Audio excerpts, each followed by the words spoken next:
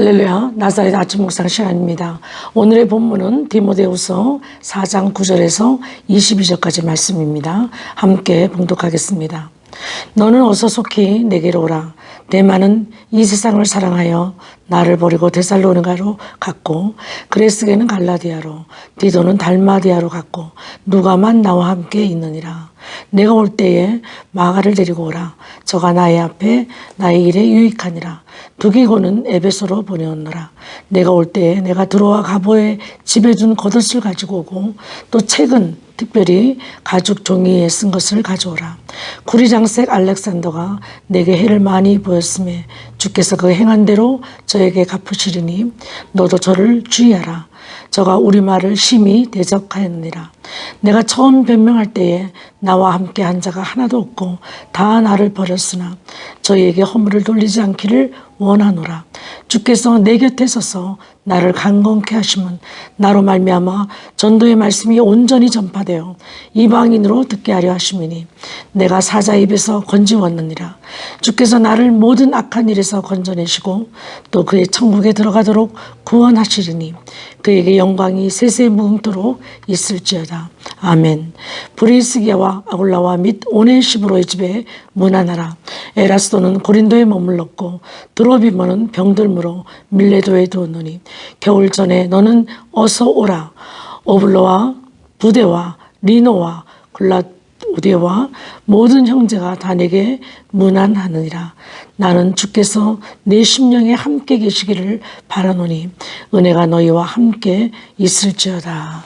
아멘. 할렐루야. 이 디모데후서 마지막 절은 특별히 AD 68년에 사도 바울이 순교하기 1년 전 67년에 기록한 마지막 책입니다.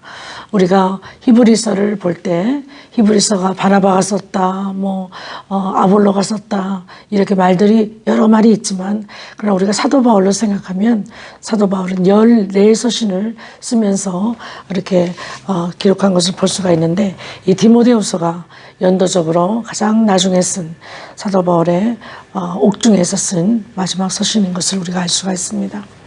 저희가 이제 마지막을 이제 디모데후서를 보면서 오늘 읽은 본문 자체보다도 우리가 총괄해서 한번 디모데 전후서를 한번 이렇게 우리가 살펴보기를 원합니다. 사도 바울이 과연 디모데에게 목회 서신을 통해서 에베소 교회의 목사로 임명을 하고 그리고 나서 이제 한 2, 3년 동안 이제 목회 일을 했던 디모데입니다.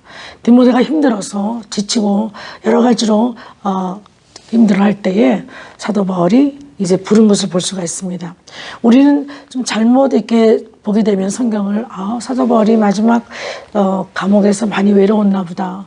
어서 속히 내게 오라 디모데야 이러면서 간절히 오라는 것을 볼 때 마가도 데리고 오라 막 이런 말들을 이렇게 쭉 이렇게 연이어서 볼 때 사도 바울이 마지막에 많이 감옥에서 외로웠구나. 그래서 이렇게 보고 싶은 사람을 부르는구나. 그렇게 우리가 생각할 수 있지만 우리가 문맥적으로 다 이렇게 전후서를 살펴볼 때 사도 바울이 결코 그가 육신적으로 외로워서 디모데를 속히 오라고 부른 것은 아니라는 것이죠. 그래서 오늘 제목을 볼 때 저는 제목을 이렇게 정했습니다. 디모데야, 너는 어서 속히 내게로 오라. 이렇게 제목은 정했지만 어서 속히 오라는 그 말 속에 육신적으로 보고 싶어서 오게 한다는 그 말보다도 더 다른 뜻이 포함되어 있다는 것을 좀 말씀을 통해서 한번 상고해 보기를 원합니다. 디모데전서 1장 2절에 보면 우리가 사도 바울이 인사할 때 항상 그의 인사에는 은혜와 평강이 있을지어다. 서두에도 그렇게 말했을 거고 또 마지막에도 너에게 은혜와 평강이 있을지어다. 이렇게 항상 그 서신 앞뒤로 이렇게 인사하는 장면을 볼 수가 있습니다. 근데 그 13서신, 14서신 이렇게 서신서를 볼 때 다 그와 똑같은 인사법을 했는데 디모데 전서와 디모데 후서만큼은 그 은혜와 평강 안에 가운데 딱 한 단어가 또 들어가 있습니다. 여러분들 보시면 긍휼이라는 단어가 포함되어 있습니다. 그 디모데 전 후서만 이렇게 되어 있는 것을 우리가 알 수가 있습니다. 은혜와 평강 그 안에 긍휼이라는 compassionate 이런 긍휼이라는 단어를 마지막 그의 사역의 말미에 썼다는 것은 그만큼 사도 바울의 영성이 이제는 아버지의 심정으로 이제 자기 제자들을 바라보고 아버지의 심정으로 성도들을 바라보고 그 자신도 이제 하나님 앞에서 어느 정도 성숙한 그런 영성을 유지하고 있었던 것이 아닌가 그런 생각을 한번 해봅니다. 우리가 하나님의 은혜 그리고 인한 평강도 중요하지만 결국 그 가운데 긍휼이 있어야만 정말 평강으로 유지되는 것을 우리가 목회사역에서 볼 수가 있는 것입니다. 우리가 다 목회자로 이렇게 부름받고 특별히 이게 목회서신 아닙니까? 디모데 전후서 디도서가 목회서신으로 우리 교육자들에게 그리고 교회의 리더들에게 주시는 말씀인데 우리가 하나님의 은혜로 부름받고 하나님의 은혜로 사명을 받고 사역하지만 그리고 하나님의 말씀으로 우리가 평강을 유지하고 하나님의 그 생명의 말씀으로 우리가 늘 주님과 평화한 가운데 화평한 가운데 주님의 말씀을 전하는 그런 목회자라고 우리가 생각한다면 우리가 그 안에 지금 디모데 전후서를 통해서 사도 바울이 깨달았던 그 한 단어 긍휼이라는 단어가 있어야만 우리가 정말 하나님 마음에 합한 그런 종들로서 우리가 서 있는 것이 아닌가. 사도 바울이 33년에 이제 사역을 마무리하면서 그가 마지막에 깨달은 그 긍휼이라는 단어. 우리가 복음서에도 보면 예수님께서 많은 병자들을 고칠 때 그를 불쌍히 여기셨다. 긍휼히 여기셨다. 이런 말씀들이 많이 나오거든요. 그래서 고치시는 거거든요. 예수님 물론 사랑이시고 능력이 있으시고 전능하신 분이시죠. 그러나 그 마음속에 불쌍히 여기는 마음, 환자를 보고 아픈 자를 보고 죽은 자를 보고 병든 모든 것을 보고 안 되는 모든 상황 속에서 그를 불쌍히 보는 그 마음이 계셨기에 하나님의 마음으로 사역하셨다고 볼 수가 있는 것입니다.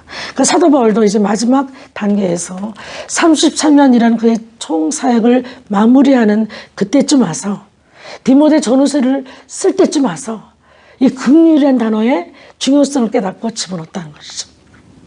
얼마나 중요한지 모릅니다. 그래서 우리가 지금 감옥에 있고 추운 감옥에서 고생하고 그래서 마지막 이제 내가 보고 싶은 사람 보고 싶다. 그래서 디모데도 오고 마가도 데리고 오고 막 이렇게 부르는 것이 아니라 사도 바울이 그 긍휼이라는 그 메시지 하나님께 주신 그 하나님의 아름다운 그 단어에 이 지금 제자들 남아있는 제자들을 다시 한번 교육시키고 다시 한번 격려하고 다시 한번 본인이 가지고 있는 영성으로 그 제자들과 참 아들인 영적인 아들인 디모데를 교훈하고 가고 싶은 안타까운 마음을 가지고 계셨다는 것을 우리가 문명을 통해서 알 수가 있습니다. 왜냐하면 이렇게 나와 있습니다. 주께서 내 곁에 서서 나에게 힘을 주시면 나로 말미암아 선포된 말씀이 온전히 전파돼요. 이렇게 나와 있거든요. 주께서 다른 사람들이 다 나를 버리고 떠났어도 주께서 내 곁에 서서 나를 강건케 하셨다. 그 17절 전에 이렇게 접도어로 이렇게 나옵니다. 데라는 헬라어가 나오는데 그것은 뭐냐면 그러나 뭐 그런데 그런 의미도 있지만 그럼에도 불구하고 나를 강건케 하셨다 이렇게 나오거든요. 그래서 우리가 문맥으로 보면 모든 제자들이 모든 사람들이 다 나를 버리고 떠났으나 그럼에도 불구하고 하나님께서 나를 강건케 하셨다는 거죠. 그래서 지금 약해서 뭐 지금 육신이 약해서 정신적으로 허약해서 영적으로 지금 뭐 나약해서 부르는 것이 아니라 남아있는 사랑하는 제자들을 불러서 그들에게 마지막 하나님의 말씀으로 힘을 얻게 하고 격려하고 새로운 하나님의 비전을 제시하고 가고 싶은 그런 마음이 들어서 그 긍휼이라는 그 단어에 충성하기 위해서 그렇게 하셨다는 것을 우리가 볼 수가 있습니다. 오늘 우리가 디모데후서를 끝내면서 저희도 이런 긍휼이라는 단어에 다시 한번 묵상하면 어떨까 하는 그런 마음을 가집니다. 우리 목회자들에게 긍휼의 마음이 있어야 결국은 하나님께 주신 귀한 사역을 끝까지 감당할 줄 믿습니다. 선한 싸움을 싸울 수 있고요. 긍휼이라는 단어가 있어야 우리가 믿음의 길을 달려갈 수 있고요. 달려갈 길 또 끝까지 달려갈 수 있는 힘이 있다는 것입니다. 그래서 지금 디모데가 우리가 다 이제 설명하지 못했지만 디모데가 한 2, 3년에 에베소 교회 담임 목회자로 그렇게 수고했는데 불구하고 그 안에 많은 문제들이 있고 그래서 그가 이제 목회를 포기하고 싶은 그런 시점에서 사도 바울이 이제 부른 거거든요. 그래서 이제 두기고를 에베소 교회 담임 목사로 이제 정해놓고 이제 이때부터 디모데는 이 하나님의 교훈을 사도 바울로부터 다시 듣고 다시 착한 일에 힘쓰고 고난을 받는 것을 두려워하지 말라. 그리고 끝까지 너의 직무를 다하고 선한 싸움을 싸우라. 믿음의 길을 달려가라. 달려갈 길 다 마칠 때까지 하나님의 그 면류관을 보고 달려가라. 이런 모든 말씀들을 하기 위해서 불렀는데, 디모데가 이렇게 디프레션 가운데서, 목회의 상처 가운데서 오죽하면 위장병이 나서 네가 물만 마시지 말고 좀 포도주를 좀 타서 그 섞은 물을 좀 마시면 어떻겠니? 이렇게 권고할 정도로 위장장애가 있었던, 그러니까 위장장애 이런 모든 것들이 우리 목회자들이 다 스트레스 오는 것이 아닙니까? 이렇게 스트레스로 지금 가득했던 목회자를 불러서 자기 앞에서 이 긍휼이라는 마음을 가지고, 하나님의 마음을 가지고 어떻게 하면 이 상대인 디모데를 세워주고 격려해주고 하나님의 말씀으로 함께해서 이 지금 아들과 같은 영적인 아들, 이 사역자가, 디모데가 끝까지 달려갈 길을 잘 달려갈 수 있을까? 그 부분에 초점을 맞춰서 이렇게 우리가 방문하게 하고 그렇게 말씀하신 것을 볼 때에, 우리도 함께 있는 목회자들, 또 함께 가는 리더들에게 이 마지막 우리가 대강절을 맞이해서 이제 주님 오실 날 우리가 맞이하면서 이렇게 예배드리고 있는데, 그 하나님께서 우리를 긍휼히 여기시고 불쌍히 여기셔서 우리 죄인들을 위하여 이 땅에 오신 것처럼, 우리가 대강절을 보내면서 하루하루마다 이 하나님의 긍휼이란 단어를 묵상하면서 우리 옆에 있는, 주위에 있는 모든 사람에게, 긍휼이 필요한 자들에게 긍휼의 말씀과 생각과 이런 우리의 행위로 그들에게 다가가면, 이 또한 하나님의 크리스마스 선물로 이보다 더 좋은 것이 어디 있을까? 그런 마음이 듭니다. 물론 물건을 사고 이렇게 우리가 여러 가지 선물하는 것도 좋지만, 우리의 긍휼의 말 한마디, 상대방을 배려하고 상대방을 생각해서 주는 그런 축복의 말, 그리고 세워주는 말, 격려하는 말. 그래서 디모데가 사역을 포기하고 싶어서 이렇게 사도 바울을 방문했는데, 그의 마음속에 이 말씀을 듣고 이 긍휼의 말씀으로 힘을 얻어서 그가 95년에 로마에서 순교했다는 말도 있고 에베소에서 순교했다고 하는 말도 있지만, 그가 참수를 당하면서 순교할 때에 지금 63년에 이 얘기를 했으니까요, 22년 동안 사역을 연장할 수 있는 그런 힘이 있었다는 거죠. 이 바울의 격려의 말, 긍휼의 말 한마디 때문에 그렇게 긴 시간 동안 하나님의 사역을 연장할 수 있고, 그렇게 끝까지 달려갈 길을 잘 맞춘 것처럼 우리 모든 목회자들, 모든 교회 리더들도 우리가 서로에게 긍휼의 말로 이번 크리스마스에는 선물로 이렇게 필요한 모든 자들에게 드리면 어떨까 하는 마음으로 오늘 말씀을 묵상해 봤습니다. 기도하겠습니다. 우리의 능력 되신 아버지 하나님, 예수님께서는 이 땅에 잃어버린 양을 구원하러 오셨고, 의인을 부르러 온 것이 아니라 죄인을 부르러 오신 것처럼 우리 모두가 참으로 부족하고 연약한 가운데 하나님의 사명들을 감당하고 하나님의 교회를 책임지고, 아버지 하나님, 참으로 하나님의 성도들을 유익케 하는 모든 일에 부르심을 받은 자로서 우리가 서 있게 하심을 진심으로 감사드립니다.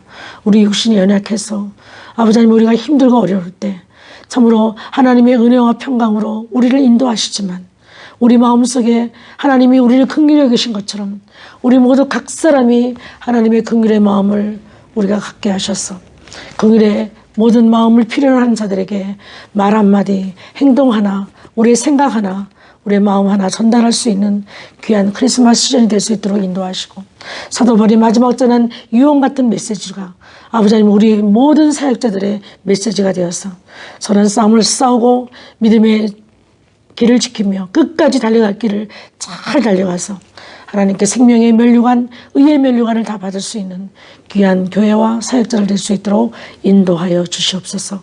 감사드렸고 예수님의 이름으로 기도하옵나이다. 아멘.